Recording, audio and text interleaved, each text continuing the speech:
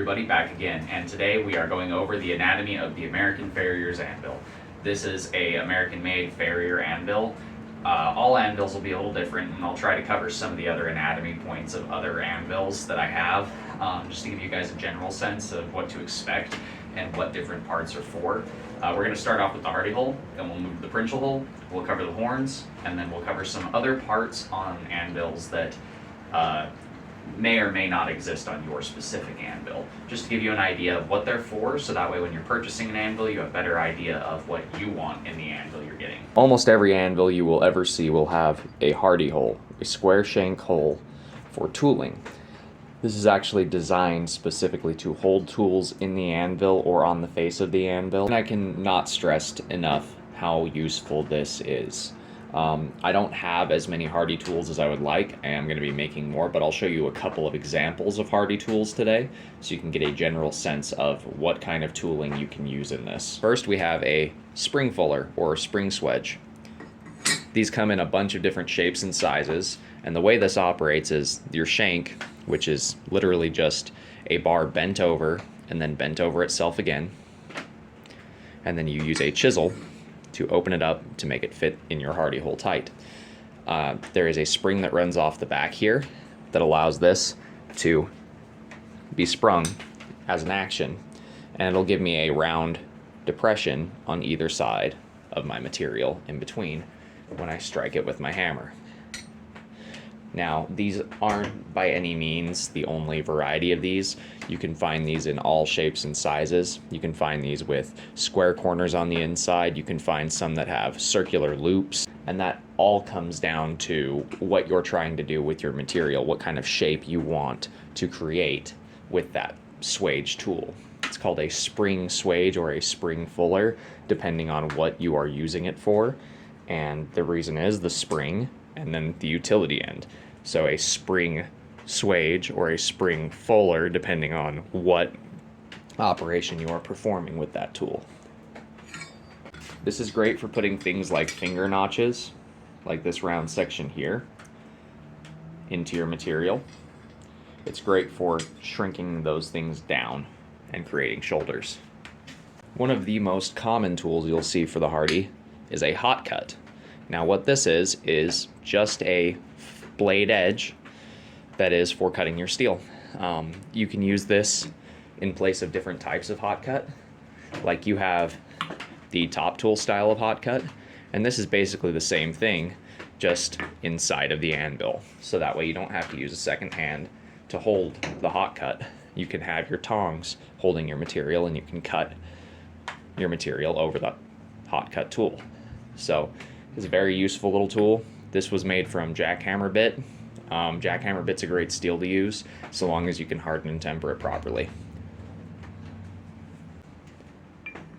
Another thing that it's great for is holding little mini swage blocks.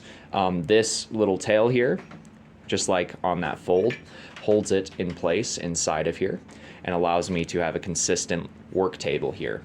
So this is a V shape and this is a round shape. And the reason I have that is this is great for putting spines in leaves, feathers, things like that.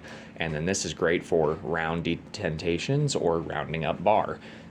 This is set at 3/8 inch. So if I want to make 3/8 inch bar, then I just take my bar over here and size it to this hole. It helps to create perfectly circular rod.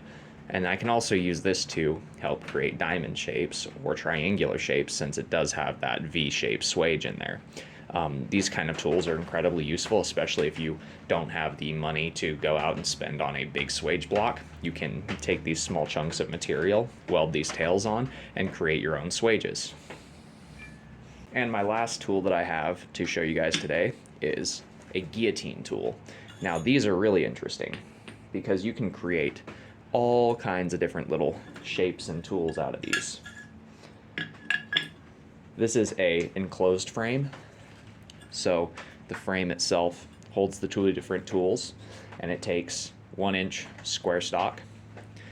And you can create all different kinds of shapes based off of the interaction of these two tools. So with just this sharp shape here, you can create several different angles to create several different shapes based off what you want your material to do. The way that this tool works is you would lift it up, you would put your steel inside, and then you would strike the top of the tool and pull your metal through. This will give you a consistent line. With this type of tool, I use it for creating a consistent line or a consistent shear. I will be making more tools for this, and that will be another video. But yeah, this is a guillotine tool. This is very simple, very easy to make. Just a piece of angle iron welded to some sheet metal with a flat piece and a tube underneath to fit the hardy hole. Just like the hardy hole, the pritchel hole can be used for tooling depending on the size. Mine is a bit small for a tool holder. I could maybe make a bick that goes in here or a couple of other objects. But this is primarily, at least for me, I use it for punching holes. So you'll punch until you're ready to punch out the slug, and then you can come over here and just pop the rest of the way through. So you have a clear surface so you don't scar up the face of your anvil with your punches. Now, you can use this, like I said, for other tool holding like Bics or other things. I just have not gotten around to doing it. I will be making a Bic for my hardy hole and a Bic for my pritchel hole in a future video. So keep your eyes peeled for when that comes out if you want to see how those are made. Or if you are looking to make one right now, go check out Kurt Davis's channel. He has a video of forging out a Bic for a hardy hole so you guys can see how that is done. Now we get to the horns of the anvils. Every anvil will have a different horn depending on what it was designed for. This being a farrier style anvil, it does not have a cutting table. It has a, I guess you could call it a cutting table, but I don't really think of it as a cutting table. But you have a flat section right under the face here for cutting and doing things like that, so you don't deform the face, you know, the pretty working area, the flat surface of your actual work face on your anvil. You can use this for other things as well. This is the sharpest corner on my anvil right here, so I use this for a lot of bending purposes when I'm trying to get really sharp 90 degrees and things like that. But this is a flatter horn. It is not as round as other horns you'll see, especially on the top. You'll notice it's pretty flat. It does start to become round up here, but it's not as aggressive of an angle as it could be. The horn is one of the most useful parts of the anvil in terms of bending your material, in terms of drawing it out, getting length, and many, many other facets of blacksmithing. One of the main reasons that the horn is so good for drawing out material is you see the radius between the hammer face and the horn. You see how it creates a nice angle that goes up and away on either side. It's going to squish right through here, almost like you're using a cross peen on both sides. It acts like a swage.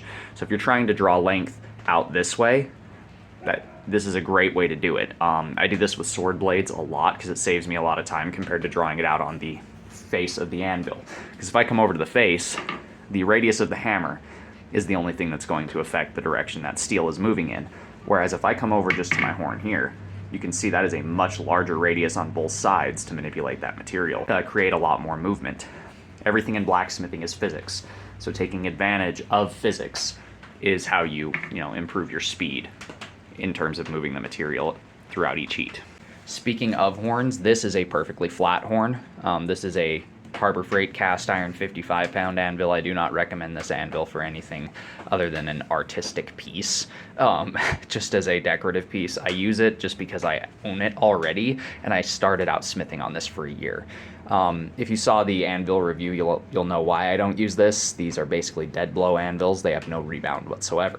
But this horn is not really going to give you any advantage in terms of stretching your material out, such as the round horn I have on the other anvil, because it is perfectly flat.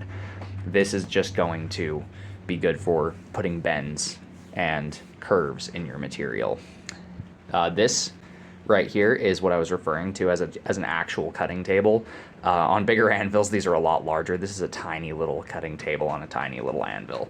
So I just figured I'd give you guys a sense of what that is, since mine doesn't have a true cutting table. It just has that flat section with that jut out portion on my full-size anvil. And another example of horns are these perfectly conical horns, which I use this quite a bit for ring making. I use this quite a bit for making finger loops on karambits and such things because it is perfectly round. This is a tiny little anvil. Neither one of these have a pritchel hole. Now, opposite the horn is the tail of the anvil. Every anvil is going to be different, and some of them just have a flat, square tail. The reason I like this design is because of this radius that this has, where it drops off and gets thicker towards the end on those corners on this tail. So, me personally, I prefer to have a tail like this. I can wrap things flat. I can do all kinds of bends over this that are tighter because it's so thin back here. And this is very, very helpful for making radiused corners and scrolls. Since my horn isn't such a tight, tiny little point, it's wider, this helps me get those tighter portions that I can't really achieve over my horn. These are bending pegs.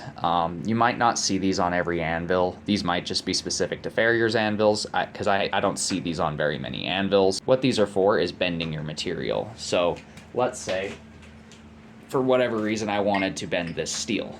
I could get it in my tongs, get it hot, and I could apply force in a downward direction to create a bend in either direction. I can also come up this way with it if I want that bend to be taller. It just depends on which direction I want to head. If you are pretty accurate with your hammer, you can also use it to bend things around if you need a perfect circle, but it can be kind of tricky because it is only about an inch out of the face itself, out of the side of the anvil, I should say. That just about covers the basics of parts of different anvils, at least the ones that I've worked with and the ones that I've had experience with. I hope this helps any of you newer smiths out there in choosing the anvil that's correct for you and choosing the tooling that you're going to need for that anvil. Helps you understand what the different parts on the anvil are for, like the hardy hole, the bending forks, all that kind of stuff. If you guys have any questions or comments, you know where to put those. If you guys like the video, you know what to do. And until next time, God bless, stay sharp out there.